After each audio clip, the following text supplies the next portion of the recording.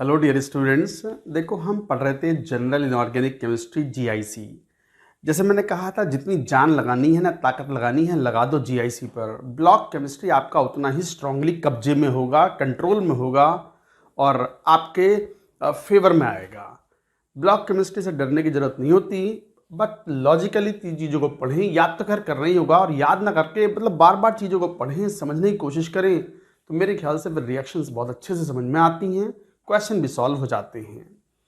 तो जैसे हम बात कर रहे थे हीटिंग इफेक्ट, हमने पढ़ा बहुत ही वाइड और बहुत ही एग्जॉस्टिव हीटिंग इफेक्ट, सारे कंपाउंड्स के जो भी इंपॉर्टेंट हैं एक साथ हमने हीटिंग इफेक्ट पढ़े। अब हम बात करेंगे हाइड्रोलिसिस की। हाइड्रोलिसिस भी चाहे वो एस ब्लॉक हो, पी ब्लॉक हो, डी ब्लॉक हो, कंपाउंड्स के हाइड्रोलिसिस, खासकर हैलाइड्स के हाइड्रोलिसिस रिएक्शंस काफ़ी इंपॉर्टेंट होते हैं। तो वो हम देखेंगे यहाँ पर। ऑक्साइड्स के हाइड्रोलिसिस तो किस तरीके से होते हैं, क्या प्रोडक्ट बनते हैं। तो हाइड्रोलिसिस मतलब रिएक्शन विद वाटर, ठीक है। थोड़ा सा यहाँ पर थोड़ा सा क्लासिफिकेशन कर लें। जब हम हैलाइड्स और ऑक्साइड्स के हाइड्रोलिसिस की बात करेंगे, तो ऑक्साइड्स में टाइप्स ऑफ ऑक्साइड्स की बात करें तो वैसे तो ये पता होता है हमें, पीरियोडिक टेबल में हमने क्लासिफिकेशन पढ़ा होता है ऑक्साइड्स का। ये एनहाइड्राइड्स होते हैं of acids and bases. Acid के एनहाइड्राइड हैं तो ऑब्वियसली एसिडिक ऑक्साइड हैं, और बेस के एनहाइड्राइड हैं तो बेसिक ऑक्साइड हैं। तो जैसे SO3, N2O5, SO2, P4O10, ये सब क्या है? Anhydrides of corresponding acids H2SO4 same oxidation state में। सेम ऑक्सीडेशन स्टेट का मतलब क्या हुआ?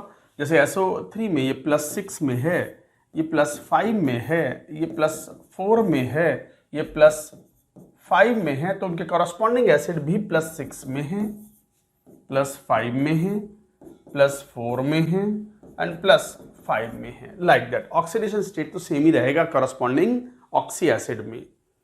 ऐसे ही बेसिक ऑक्साइड्स हैं, sodium oxide, barium oxide, calcium oxide, correspondingly उनके हाइड्रोक्साइड्स के एनहाइड्राइड्स हैं। कुछ मिक्स्ड एनहाइड्राइड्स भी होते हैं, जैसे NO2, ClO2, ClO3। ये किसी एक सिंगल एसिड के एनहाइड्राइड नहीं होते, ये एक इंटरमीडिएट ऑक्सीडेशन स्टेट में होते हैं। तो दो अलग अलग एसिड के एनहाइड्राइड होते हैं ये। जैसे अगर ध्यान से देखो, NO2 या N2O4 एक ही बात है, नाइट्रोजन +4 ऑक्सीडेशन स्टेट में है। और आप जानते हो कि नाइट्रोजन का ऑक्सी एसिड कॉमनली जो पाए जाते हैं वो +3 और +5 में होते हैं, HNO2 एंड HNO3। तो इसका मतलब ना +3 में है ना +5 में है, ये तो +4 में है। तो दोनों +3 और प्लस वाले ऑक्सी एसिड का एनहाइड्राइड है ये। तो of course this is the anhydride of किसका? जैसे ये है anhydride of HNO2 and HNO3। This is the anhydride of +4 में है तो HClO2 and HClO3। This is the anhydride of HClO4 and HClO3। So like that you से। अच्छा, ऐसे ही है, इसकी रिएक्शन करवाओ मान लो NaOH से। ये रिएक्शन का तरीका है, देखो NaOH से रिएक्शन कराते हैं, पानी तो है ही उसमें, तो ये भी है हाइड्रोलिसिस, अल्कलाइन हाइड्रोलिसिस बोलते हैं। यही अगर HCl से किसी कंपाउंड की रिएक्शन कराओ एक्वस मीडियम में, तो पानी तो है ही ना, तो उसे बोलते हैं एसिडिक हाइड्रोलिसिस। तो हाइड्रोलिसिस में भी it could be acidic hydrolysis, it could be alkaline hydrolysis, और it could be simple hydrolysis, मतलब रिएक्शन विद वाटर ओनली, ना एसिड मिला रहे हैं ना बेस।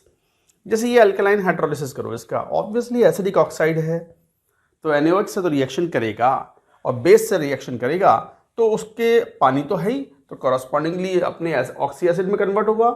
ऑक्सी एसिड NaOH से रिएक्शन करेगा तो सोडियम सॉल्ट बन जाएगा कॉरस्पॉन्डिंग ऑक्सी एसिड्स के। और ऑक्सी एसिड्स कौन से थे? HNO2 and HNO3। उनके कॉरस्पॉन्डिंग सॉल्ट्स कौन से बने? NaNO2 and NaNO3। आ गई बात समझ में? ऐसे अगर ClO2 में अगर आप NaOH मिलाओगे तो you will gate NaClO2 and NaClO3। इस तरीके से कंपाउंड ऑब्टेन हो जाते हैं। लिखते भी जाएंगे, वैसे तो PDF आपके पास अवेलेबल होती हैं, आप उससे भी पढ़ सकते हो, समझें अच्छे से। अच्छा, ऑक्सी एसिड्स। ऑक्सी एसिड्स का एक जनरल फार्मूला होता है। ऑक्सी एसिड्स में क्या होता है कि hydrogen is attached to oxygen और oxygen is again attached to some other electronegative element, central atom, उसे बोलते हैं हम ऑक्सी एसिड। जैसे H2SO4, HNO3, ये सब ऑक्सी एसिड के एग्जाम्पल्स हैं। तो ऑक्सी एसिड्स के एग्जाम्पल्स में अगर हम बात करें मोस्ट कॉमनली, जैसे HClO4, H2SO4, H3PO4, H3PO2, etc. HNO3, etc. These are all examples of oxy acids. अच्छा, ऑक्सी एसिड्स का जनरल फार्मूला हम लिख सकते हैं HMXON।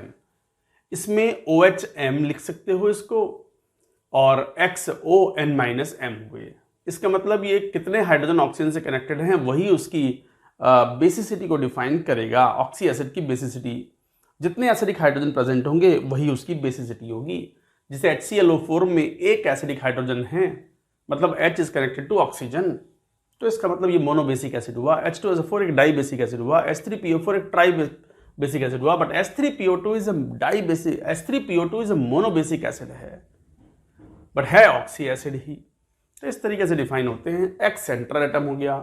ये एक जनरल गाइडलाइन है। इन जनरल कोई विशेष एक्सेप्शन हो सकता है, बट इन जनरल अगर N-M की वैल्यू अगर 2 या 2 से ज़्यादा है तो generally the acid is a strong acid, और N-M की वैल्यू लेस देन 2 है then it is a weak acid. ये एक जनरल गाइडलाइन है।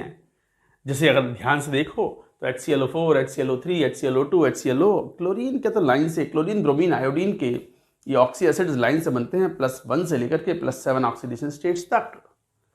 तो जैसे HClO4 में एक हाइड्रोजन है तो ये OH होता है स्ट्रक्चर में, NClO3, OHClO2, OHClO, OHCl।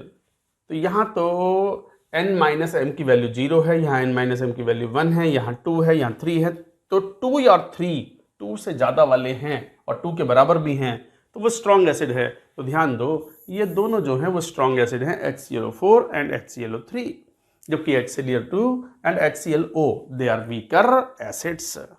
Similarly यहाँ 2 हैं तो स्ट्रॉन्ग एसिड, यहाँ ये 1 है तो ये वीक एसिड है। तो इस तरीके से हम एक बात कह पाते हैं, ये एक जनरल गाइडलाइन है just to help students to understand कि who are the strong acid, who are the weak acids. वैसे जब हम बेसिक आयनिक इक्विलिब्रियम पढ़ते हैं, आयनिक इक्विलिब्रियम जब पढ़ते हैं तो शुरुआत में, बिल्कुल शुरुआत में हम डिफाइन इलेक्ट्रोलाइट्स को करते हैं। तो strong electrolyte, weak electrolyte, non electrolytes, उनको डिफाइन करते हैं। तो वहाँ स्ट्रॉन्ग एसिड, स्ट्रॉन्ग बेस के मोस्ट ऑफ द एग्जाम्पल्स को हम कवर अप कर लेते हैं। इसको आगे बढ़ाएंगे और जैसे और भी एग्जाम्पल ले लिया, H3PO4, H3PO3, H3PO2, यहाँ पर OH थ्राइस PO है। यहाँ स्ट्रक्चर थोड़ी डिफरेंट है, H3PO3 की स्ट्रक्चर थोड़ी डिफरेंट है। यहाँ पर एक PH बॉन्ड भी है, तो OH ट्वाइस ही है और XHO है, XHO। तो एक तरीके से यहाँ पर जो O हैं वो 1 ही हैं और यहाँ भी O जो है वो 1 ही है, तो ये दोनों वीक एसिड हुए। और H3PO4 में भी यहाँ एक ही O है, तो ये भी एक वीक एसिड हुआ। बट ये ट्राइबेसिक एसिड या triprotic acid, diprotic acid, monoprotic acid, जितने हाइड्रोजन O से कनेक्टेड होंगे वही उसकी प्रोटिसिटी या बेसिसिटी हो जाएगी। H2CrO4 ये भी एक स्ट्रॉन्ग एसिड है। HMNO4 ये भी एक स्ट्रॉन्ग एसिड के एग्जांपल्स हैं। ध्यान दें, these are all examples of the strong acids. Clear? Then comes, अच्छा हम बात कर रहे थे हाइड्रोलिसिस की।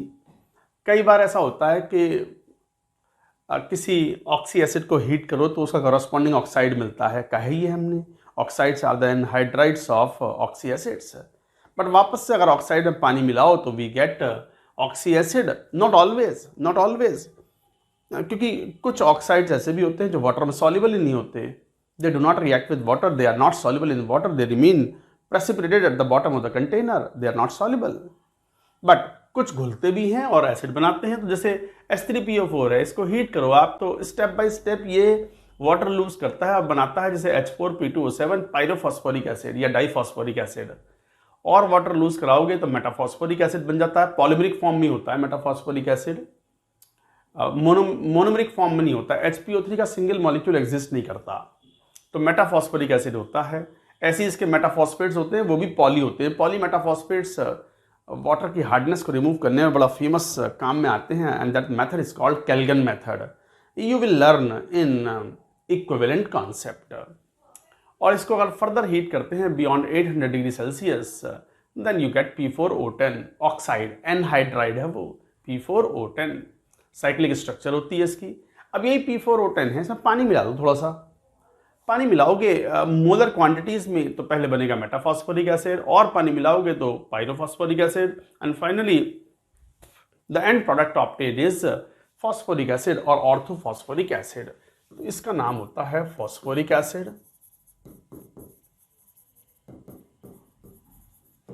और ऑर्थोफॉस्फोरिक एसिड। तो फॉस्फोरिक एसिड और ऑर्थोफॉस्फोरिक एसिड।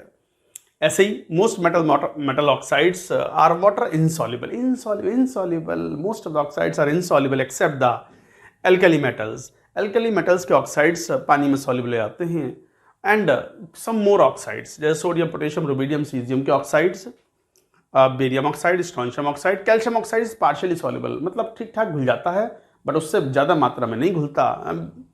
और beryllium oxide, magnesium oxide do not dissolve in water. बाकी डी ब्लॉक के मेटल के ऑक्साइड, चाहे वो जिंक ऑक्साइड हो, चाहे वो कोबाल्ट ऑक्साइड हो, निकल ऑक्साइड हो, आयरन के ऑक्साइड्स हो, no they are not soluble in water. पानी में सॉल्युबल नहीं होते, प्योर वाटर में। हाँ, एसिड्स वगैरह में काफ़ी कुछ घुल जाते हैं।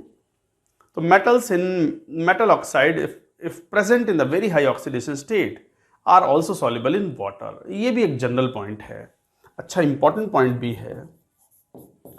मेटल्स अपने अगर बहुत हाई ऑक्सीडेशन स्टेट में हो तो उनके ऑक्साइड्स पानी में जनरली सॉल्युबल हो जाते हैं। इसके कुछ कॉमन एग्जांपल्स भी हैं, जैसे CrO3 +6 में है, +5 या उससे ज़्यादा ऑक्सीडेशन स्टेट है अगर मेटल की, तो जनरली वो ऑक्साइड्स पानी में सॉल्युबल होते हैं, तो वाटर में घुल जाता है, बताता है chromic acid. Mn2O7 permanganic acid, MnO3 manganic acid, V2O5 polymeric structure होती है ये, तो इस तरीके से ये घुल करके स्ट्रॉन्ग एसिड्स बना लेते हैं।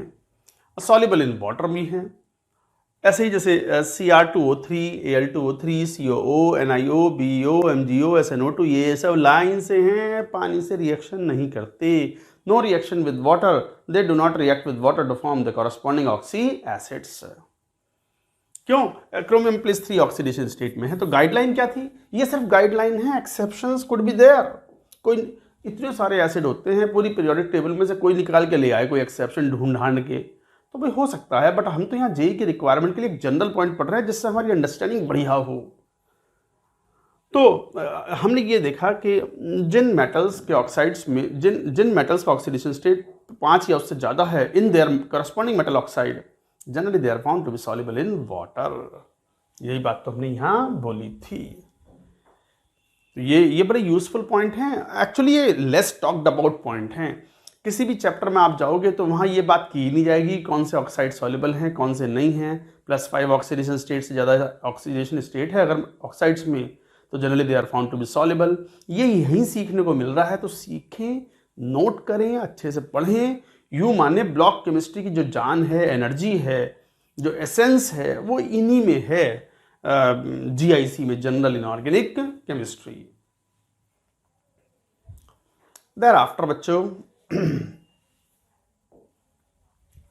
Hydrolysis of halides, oxy halides. Halides, oxy halides की अगर बात करते हैं तो मेनली तो हाइड्रोलिसिस इन्हीं का होता है। जैसे BX3 मतलब बोरॉन के हैलाइड्स, जिसमें BF3, BCl3, BBr3, Bi3।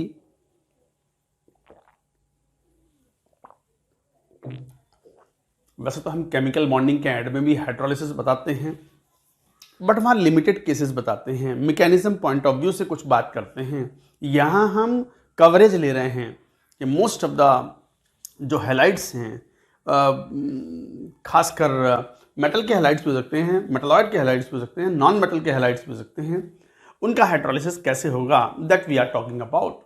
तो क्या, जैसे BX3 जहाँ क्लोरीन, फ्लोरीन, ब्रोमीन, फ्लोरीन छोड़ दो अभी, क्लोरीन, ब्रोमीन, आयोडीन है, X जो है, इनका हाइड्रोलिसिस कराओ, फुल हाइड्रोलिसिस होता है, मजे में हाइड्रोलाइज होते हैं, and you get boric acid. और साथ में आपको मिला HX, जैसे HCl, HBr, HI, strongly acidic solution हो जाता है because of this HX। But BF3 undergoes partial hydrolysis. हाँ, लेकिन ये हमने पहले अच्छा एक्सप्लेन किया हुआ है केमिकल बॉन्डिंग के एंड में। पार्शियल हाइड्रोलिसिस इसलिए कि BF3 जब वाटर से रिएक्शन करता है, हाइड्रोलाइज तो होता है, बनाता है बोरिक एसिड, बनाता है HF जैसे बाकियों ने बनाया, बट ये HF is reactive in nature, और HF जो है वो BF3 को अटैक करता है, और HF BF3 के साथ रिएक्शन करने के बाद 3HBF4 बनाता है, फ्लोरोबोरिक एसिड। फ्लोरोबोरिक एसिड बन जाता है। और ओवरऑल रिएक्शन ऐसी होती है कि जो BF3 है वो उसका केवल 1/4 पोर्शन ही हाइड्रोलाइज्ड प्रोडक्ट में कन्वर्ट होता है H3BO3। तो हाइड्रोलाइज्ड प्रोडक्ट तो H3BO3 है, HBF4 हाइड्रोलाइज्ड प्रोडक्ट नहीं है। तो 1:3 के रेशियो मिला, देखो 1 और ये 3। इसका मतलब पता चला कि BF3 का हाइड्रोलाइसिस पार्शियल हुआ। पार्शियल मतलब 25% हाइड्रोलाइज्ड प्रोडक्ट मिला, बाकी 75% तो कुछ और रिएक्शन हो गई जिसमें HBF4 बन गया। अब बच्चों के डाउट भी आते ही हैं, जब पढ़ते हैं तो डाउट तो आएंगे ही, नेचुरल सी बात है।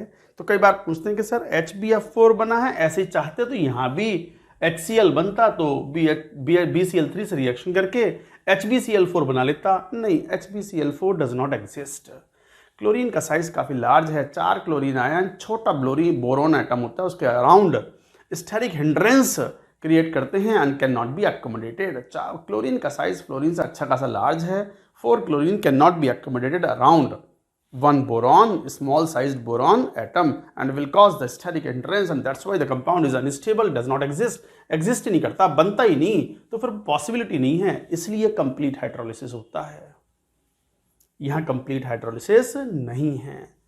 देखो सारी बात लिखी हुई है, हालांकि मैं पहले भी कह चुका हूँ।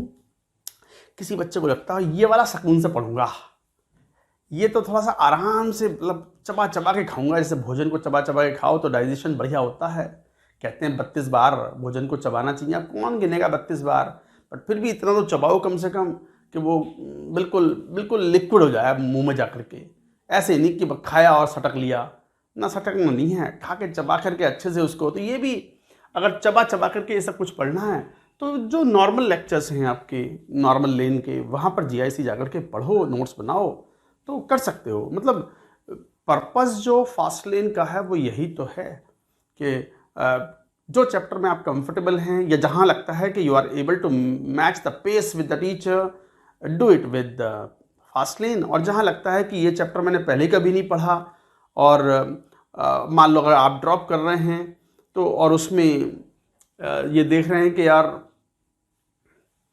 कि कुछ ये चीज़ तो मैंने कभी नहीं पढ़ी है और मैं बहुत ही वीक हूँ, तो फिर नॉर्मल लेन से भी पढ़ सकते हो। इस चीज़ का इतना पेन नहीं लेना चाहिए कि मेरा सिलेबस एग्जैक्टली उस दिन तक हो जाएगा। नहीं होता है, इम्पॉर्टेंट पॉइंट है वो, बट सीखते भी तो जाना है। हो जाता है, सब हो जाएगा, चिंता की बात नहीं है। I hope you have understood the meaning of the partial hydrolysis. Means only 25% या 1/4 portion of the BF3 undergoes hydrolysis. Rest reacts with the HF to form another product. इसके बाद सिमिलरली बोरॉन के नीचे एल्यूमिनियम है, AlCl3 पानी से reaction करता है, कंप्लीट हाइड्रोलिसिस एल्यूमिनियम हाइड्रोक्साइड बनाता है और साथ में HCl बन जाता है। तो AlCl3 also undergoes hydrolysis. CCl4, CHCl3, CH2Cl2, CF4 etc. do not undergo hydrolysis क्योंकि इनके पास वैकेंट ऑर्बिटल वैलेंस शेल में नहीं होते to accept the lone pair from water. Water से लोन पेयर एक्सेप्ट नहीं कर पाता, इसलिए क्योंकि अल्टीमेटली हाइड्रोलिसिस का मतलब वाटर जो अटैक करेगा अब अपना लोन पेयर डोनेट करेगा टू द सेंट्रल एटम और एक लुईस एसिड बेस रिलेशनशिप के अंदर वो रिएक्शन होगी। बट यहाँ कार्बन की टेट्रावैलेंसी कंप्लीट है, carbon central atom second period का एलिमेंट है, उसके पास वैकेंट ऑर्बिटल नहीं है, इस कारण से वैलेंस शेल में, इस कारण से वो लोन पेयर एक्सेप्ट नहीं कर पाता। रूम कंडीशन पे कोई रिएक्शन नहीं होती CCl4 की। हाँ, स्टीम से हाई टेम्परेचर पर रिएक्शन करवाओ, super heated steam, then you get phosgene COCl2। Phosgene is a poisonous gas, world war में इसका इस्तेमाल किया गया था एंड HCl इज फॉर्म्ड। हाँ, सिलिकॉन बड़ी आसानी से हाइड्रोलाइज, तो ये बड़ा कॉमन क्वेश्चन भी होता है कि CCl4 does not undergo hydrolysis, मतलब रूम टेम्परेचर पे वाटर से रिएक्शन नहीं करता, बट SiCl4 तो दौड़ के रिएक्शन करता है, कंप्लीटली रिएक्शन करता है। तो ऐसा क्या रीज़न है? सिलिकॉन थर्ड पीरियड का एलिमेंट है भाई, और थर्ड पीरियड का है तो उसमें वैलेंस शेल के अंदर थर्ड पीरियड के अंदर vacant orbitals d orbitals available हैं through which it can accept the lone pair from water. तो वाटर से रिएक्शन करता है, सिलिसिक एसिड बनता है जो कि थोड़ा अनस्टेबल होता है और वाटर लूज करने के बाद polymeric gel like metasilicic acid is formed. तो एक पॉलीमरिक स्ट्रक्चर बनती है और जेल लाइक का कंपाउंड बनता है जिसे बोलते हैं metasilicic acid. And then SiF4 undergoes partial hydrolysis. Logic वही है, फ्लोराइड के साथ ये पॉइंट तो है ही कि HF जो बनता है वो वापस से जो हैलाइड है, फ्लोराइड है, उसके साथ रिएक्शन कर लेता है। तो जैसे BF3 का पार्शियल हाइड्रोलिसिस हुआ था, ऐसे ही SiF4 का भी पार्शियल हाइड्रोलिसिस होता है। तो SiF4 reacts with H2O to form H4SiF4 SiO4 silicic acid. But ये SiF4 फर्दर रिएक्ट करता है HF से। बैलेंस करने के बाद हम देखते हैं कि 1:2 के रेशियो में, मतलब 1/3 of SiF4 undergoes hydrolysis and rest is not the hydrolysed product. हालांकि सिलिसिक एसिड तो ऑप्टेन नहीं होता, finally we get metasilicic acid after losing water as a polymeric chain like structure. Reason वही है, SiF4 का hydrolysis partial होता है। ये वही लॉजिक है, वही रीज़न है जो अभी पढ़ा था, BF3 का हाइड्रोलिसिस पार्शियल होता है।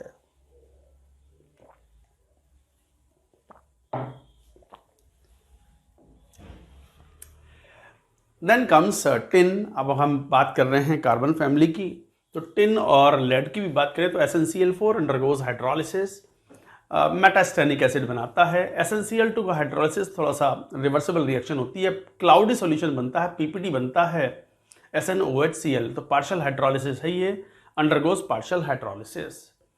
PbCl2 वाटर के साथ कोई रिएक्शन नहीं करता। PbCl2 वाटर में इनसॉल्युबल है, नॉट सॉल्युबल इन वाटर। आपको पता है, क्वालिटेटिव एनालिसिस एनायन पढ़ चुके हो आप। PbCl2, PbBr2, PbI2 they are not soluble in water, but PbCl4 reacts with water to form PbO2। PbO2 का ब्लैक PPT मिल जाता है यहाँ पर। तो ये रिएक्शंस होती हैं। और आगे बढ़ेंगे, जैसे NF3 undergoes negligible hydrolysis due to its almost non polar nature. NF3 की एक खास बात है, इसका dipole moment is very low dipole moment.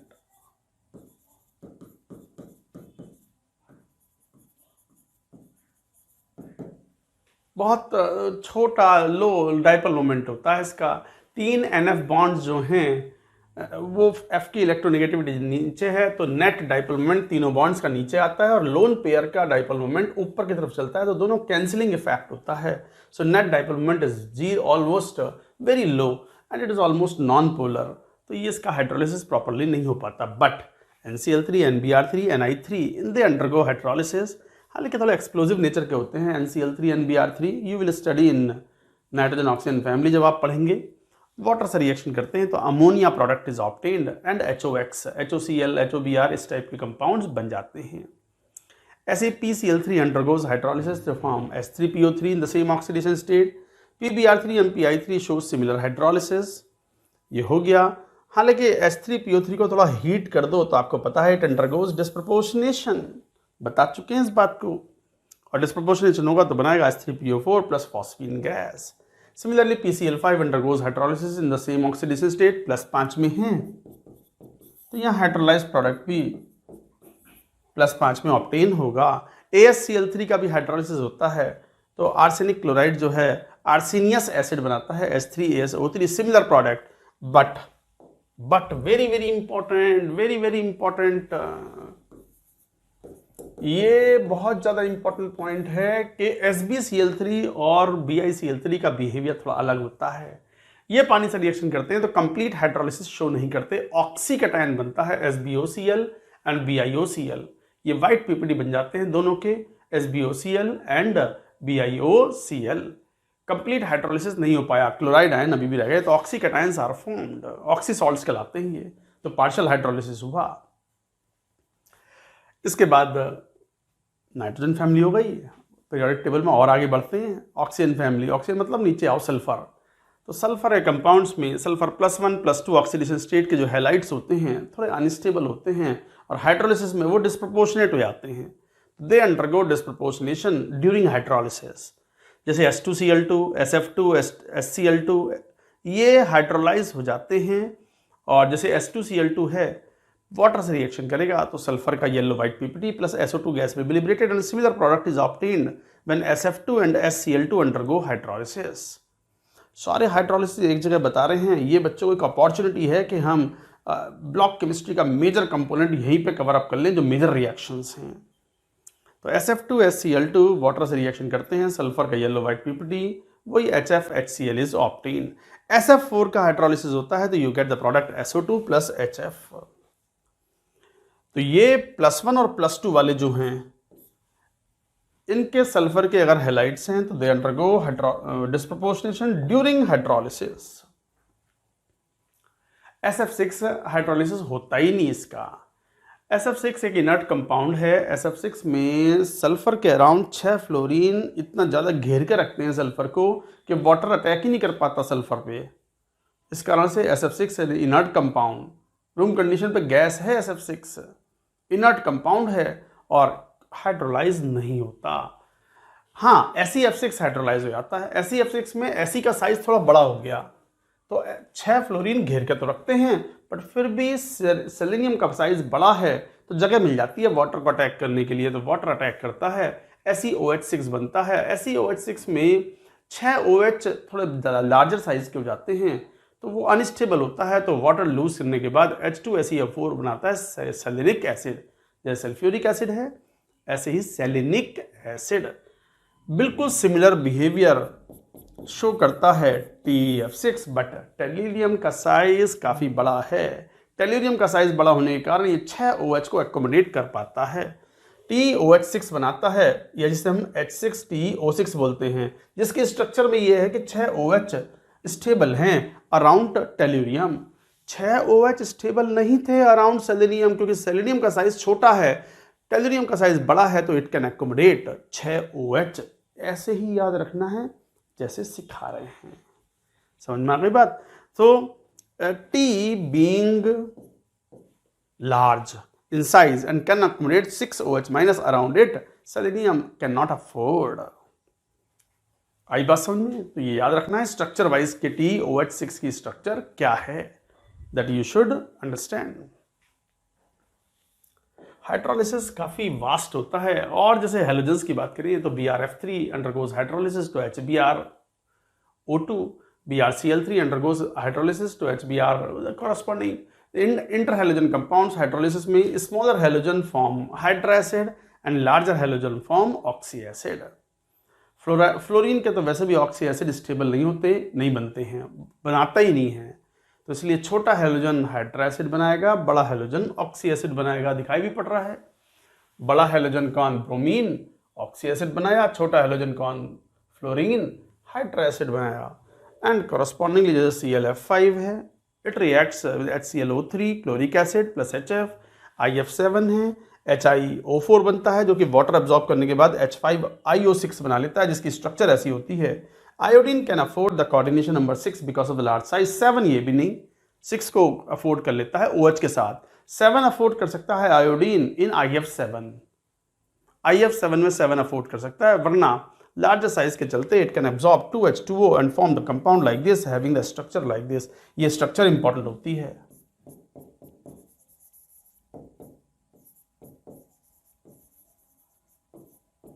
Important structure.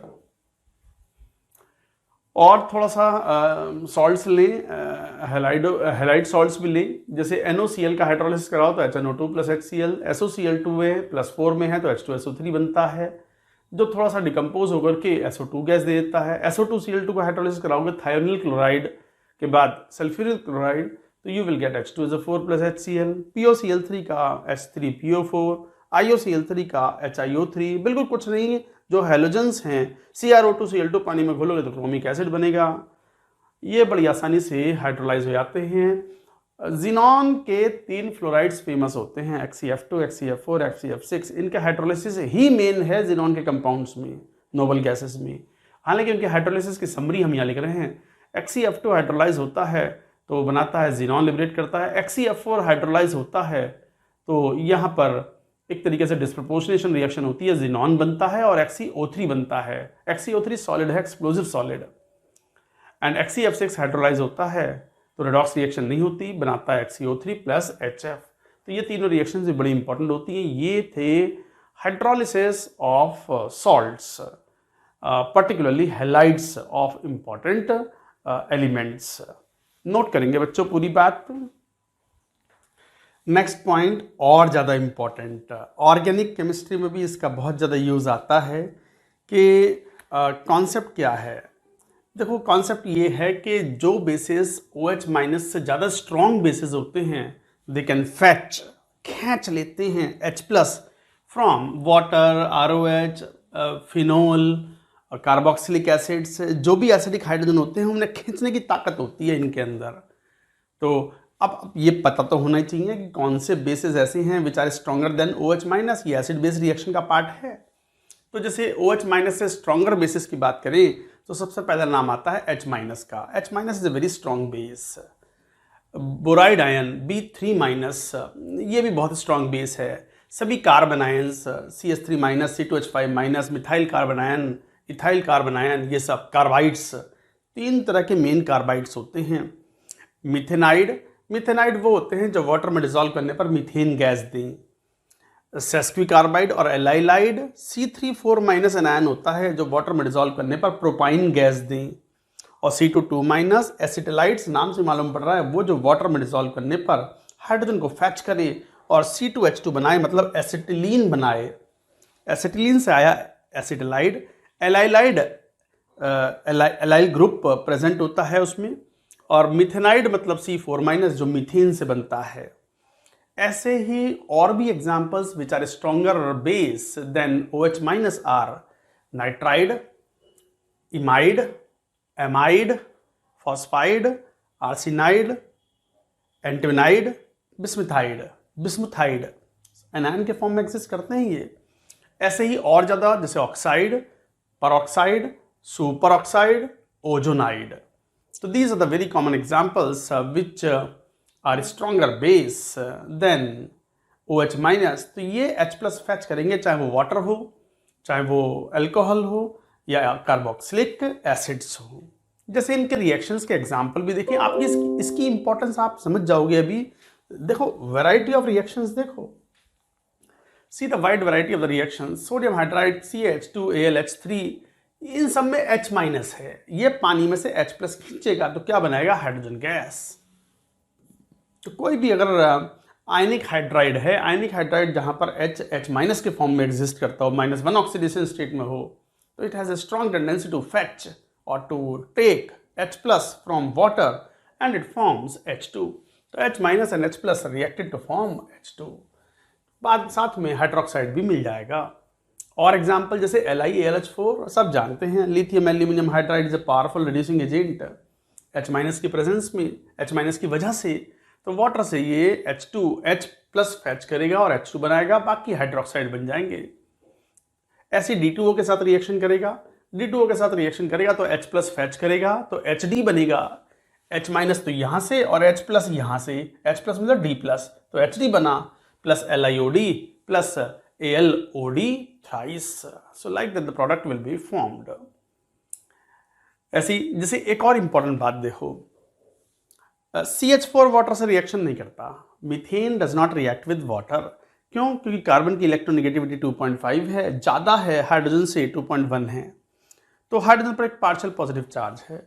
नहीं, SiH4 रिएक्ट कर लेता है। सिलेन, मीथेन से नीचे कौन बैठा है? सिलेन। कार्बन के नीचे सिलिकॉन है, तो सिलेन में हाइड्रोजन की इलेक्ट्रोनेगेटिविटी 2.1 है और सिलिकॉन की इलेक्ट्रोनेगेटिविटी 1.9। अब hydrogen is more electronegative, full negative charge ना है बट फिर भी पार्शियल नेगेटिव चार्ज तो है ही ना हाइड्रोजन के ऊपर, और नेगेटिव चार्ज है पार्शियल, तो it has a strong tendency to fetch H plus from water. तो वाटर से H प्लस फैच करेगा और क्या बना लेगा? H2। यही कारण है कि methane does not liberate hydrogen gas, जबकि silane reacts with water to liberate hydrogen gas. ऐसी B2H6 जरा ध्यान से देखो, हाइड्रोजन की इलेक्ट्रोनेगेटिविटी 2.1 है जबकि बोरॉन की इलेक्ट्रोनेगेटिविटी 2.0 है। तो there is slight negative charge on hydrogen, और हाइड्रोजन अगर स्लाइटली नेगेटिव चार्ज है तो it has a strong tendency to fetch H plus from water. तो H2 will be liberated and the boric acid is formed. This is one of the most important reaction of the boron and carbon family। Boron और carbon family है, boron के 3 compound तो बहुत important होते हैं, diborane, boric acid and boric anhydride, boric and borax. और examples देखें, जैसे मैग्नीशियम बोराइड है, बोराइड आयन भी एक स्ट्रॉन्गर बेस है, वो H प्लस फैच करेगा वाटर से और H प्लस फैच करेगा तो क्या बनाएगा, B2H6 डाइबोरेन, जो कि फर्दर वाटर से रिएक्शन करके हाइड्रोजन लिबरेट करेगा। Al4C3 कार्बाइड है, जरा ध्यान से देखो, क्रॉस मल्टीप्लाई करो वैलेंसी, तो एल्यूमिनियम की वैलेंसी +3 और कार्बन की वैलेंसी -4, तो -4 में है ये, तो C4 माइनस में हुआ। C4 माइनस का मतलब methanide, methane gas is evolved. अच्छा, बेरिलियम और एल्यूमिनियम शो डायगोनल रिलेशनशिप, तो जो बिहेवियर एल्यूमिनियम कार्बाइड का, similar behaviour is shown by the carbide of beryllium. तो Be2C में भी कार्बन -4 ऑक्सीडेशन स्टेट में है, वाटर से रिएक्शन करने के बाद H प्लस फैच करेगा और क्या बनाएगा, CH4 मीथेन गैस, इसलिए मीथेनाइड्स हैं ये। तो ये होगा मीथेनाइड्स। जैसे Mg2C3, आप अगर ध्यान से देखो तो C3 4- अनायन प्रेजेंट है, एलाइलाइड है, तो एलाइल ग्रुप वाला कंपाउंड कौन, propane, propane will be obtained. So propyne will be obtained, C3H4 will be obtained.